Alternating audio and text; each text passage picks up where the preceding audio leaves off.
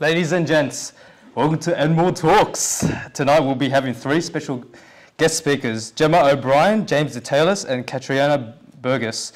Welcoming our first speaker for the night, Gemma O'Brien. Okay, well, hello everybody. My name is Gemma. I'm an illustrator, designer and artist. My studio's over in Redfern, and this is a little bit of my work if you don't already know of it.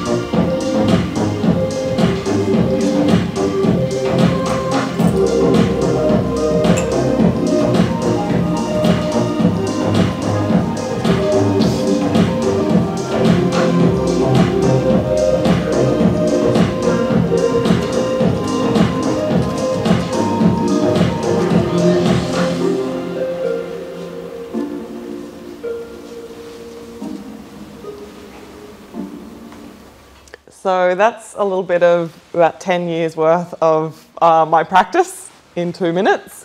But yeah, so I basically specialise in lettering, illustration, hand-painted murals, and do a combination of commercial work for advertising clients and brands, and then have my own personal art practice as well.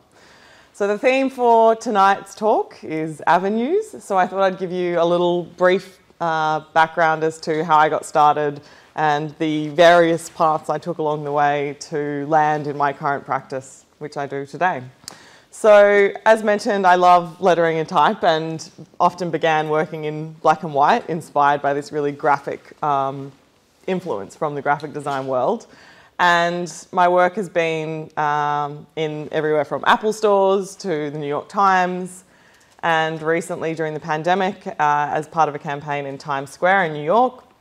But my favourite part of my practice is definitely painting large scale. So this work is kind of a merging of my love of illustration, my study of graphic design and typography, and then like a 1 foot in the door of the contemporary art world.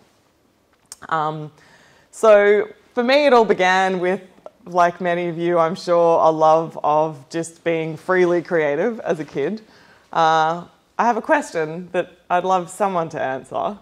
Whoever can think of their answer first. Can you think of what the very first thing that you made was? It could be a painting or a drawing, or like the first creative thing that you have a memory of. Yeah. A mess. A mess. Well, that's good. And then from then on, everyone told you to be neat. Okay, anyone else? Yeah? A dinosaur. A dinosaur. And why do you remember, like, why? Was it a painting or a drawing? A drawing in texture on a little play table in the backyard. That's what I remember. Did you like dinosaurs, like at the time? Were you intrigued or like I was really into it. Yeah. curious? Anybody else remember? Yeah? I had a favourite storybook that I added more stories to when I was about 4. And you wrote the stories as well as illustrating them? I don't think I could write yet. Yeah. Okay. Mine was a painting of my pet chook, Rosie. And I've recently been thinking about this because I'm, post-pandemic, trying to think about, like, why do we do the things that we do? And without all the brands and the advertising and everything else that comes out of creative practice, I think it always starts by making something that you love. like you're interested in dinosaurs, or I had a pet chicken.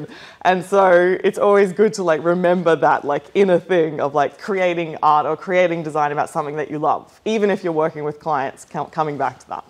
So for me, there was a lot of painting and drawing. And despite there being this creativity, I actually ended up studying law first. I thought I should do a smart career. After a year, I dropped out, moved to Sydney and studied design. And in design school at COFA, I learned how to set type by hand. And for me, this was like a light bulb moment of like, oh, like all those fonts inside the computer, like they're physical and it was tangible, and that really like sucked me in. So that was the beginning of this like love affair with like an analog approach to making. These are my sketchbooks from the time that you're in now from university. And I was just naturally drawn to like words and language and nature. And I included this because in some ways, like, it's not that it was pure, but it was like unhindered by the world. And it was just the stuff that I was drawn to naturally, which then started to come back into my work later on.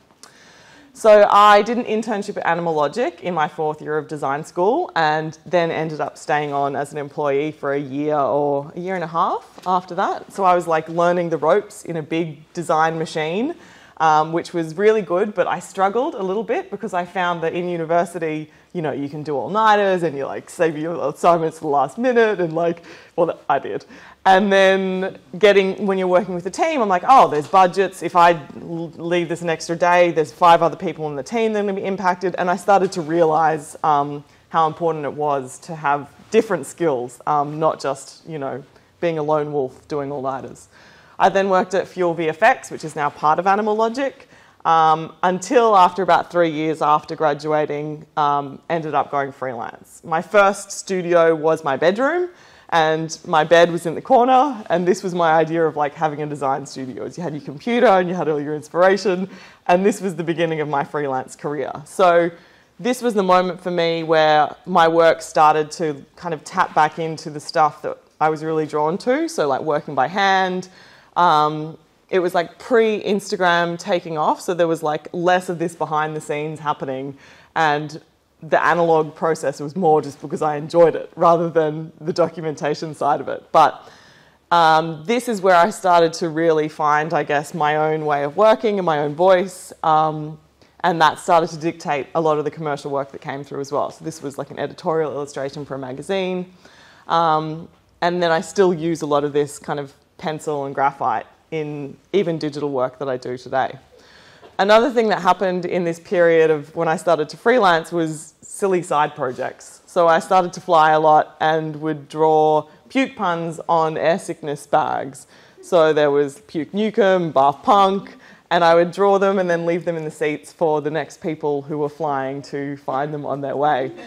And, you know, this was just something, again, that was, you know, bringing together my love, and also like I had a bit more of a sense of play about it. It didn't have a specific brief, but people really started to respond to it when I shared them on social media. So I had an exhibition of framed sick bags, and they all sold out. So people around the world have framed sick bags on their walls. Another thing that I loved during this period of freelancing was experimentation. So even though I'd studied more traditional graphic design, I'd never actually learnt any calligraphy. And I loved just exploring different ways of, you know, using different pens and having a different voice. And outside of like really clean typography, I loved how, you know, different tools like balsa wood, which this one was created, could just change the shape and have a bit more of an expressive energy about it. This was a project that I got commissioned to hand paint some billboards for Kieran Cider. I had no idea what I was doing. It was the first time I worked large scale. So we used an existing typeface that was like a brush script style. And over 2 days, I painted these billboards in this space. And this was really the stepping stone from going from the page to the wall and starting to work large scale. So this kind of landed me in this space of realizing not only did I love to work by hand, but I loved to work at large scale. But the missing link was colour. I'd always been drawn to black and white because it was quite, I guess, not easy, but it was simpler. There was a lot of complexity. I think I was scared of colour in a way. And when the iPad came along, it allowed me to experiment a little bit more without being slowed down by the analog process. So colour started to introduce itself into my work in different ways, which then translated from these kind of digital applications to murals as well. We're getting some cool effects going on there. It knows I'm talking about colour. So this, I guess the key point of this whole period for me was realising how much what you do in your experimentation time or in the projects that you're drawn to without there being a brief can really shape the kind of work that you actually then can do for clients and make a career out of. And that started to be the work that started to come in. So I started to really enjoy and like thrive in my career when my own personal interests combined with a process that was enjoyable and things that started to resonate with people. And I think for all the downsides of social media over the last 5 years, one of the great things was this kind of instant feedback mechanism where you could see what people were responding to and potentially create more of it, or realise, actually, no, I'm going to deviate away from these trends and try something completely different. And this is just the beginnings of also starting to introduce more of that art practice as well. So I've done a lot of shows with China Heights over the years, and also starting to explore a bit more of, as I said, like colour and experimentation in smaller canvas pieces as well.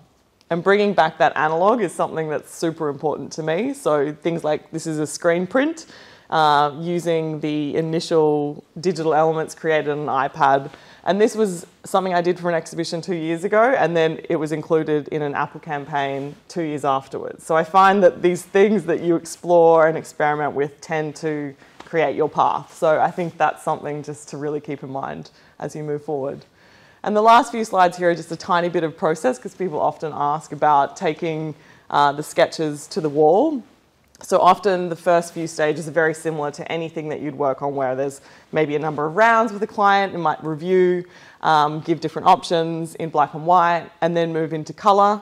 And then I'll either translate it onto the wall using a projector or like old school sign painter pounce patterns. Never like walk in and just draw freely. Like people think that I just walk in and go, boom, there you go. So you can kind of see this is the initial pencil sketch. I might set the type up in Illustrator, print it out, draw over the top of it, colour parts of it on the iPad or digitally just to like set the tone, match the paints with paint store colours, and then have a team of assistants paint it.